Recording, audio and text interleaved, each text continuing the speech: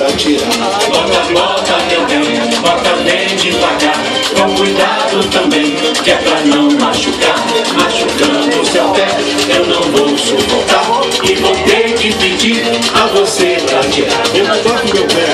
Dei de presente pra ela, que é o meu grande amor.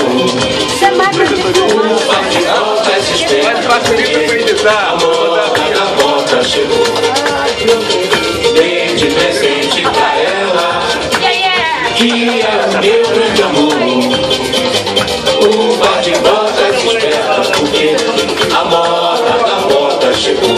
Bota, meu bem, bota bem devagar, com cuidado também, que é pra não machucar. Machucando o seu pé, eu não vou suportar, e vou ter que pedir a você pra tirar.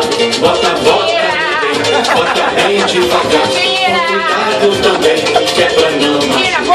Machucando o seu pé, eu não vou suportar, e vou ter que pedir a você pra tirar.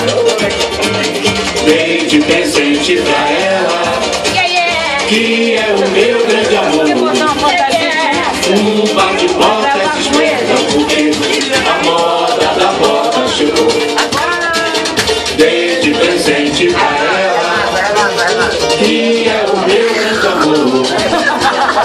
Um bate-volta se espera, porque a moda da volta chegou. Bota, meu bem, bota bem devagar, com cuidado também, que é pra não machucar.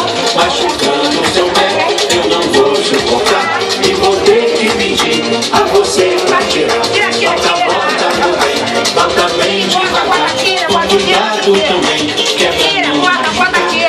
Machucando o seu pé, eu não vou suportar, e vou ter que pedir a você pra tirar. Bota bem devagar, com cuidado também, que é pra não machucar. Machucando o seu pé, eu não vou suportar, e vou ter que pedir a você pra tirar. Bota, meu bem, bota bem devagar, com cuidado também, que é pra não machucar.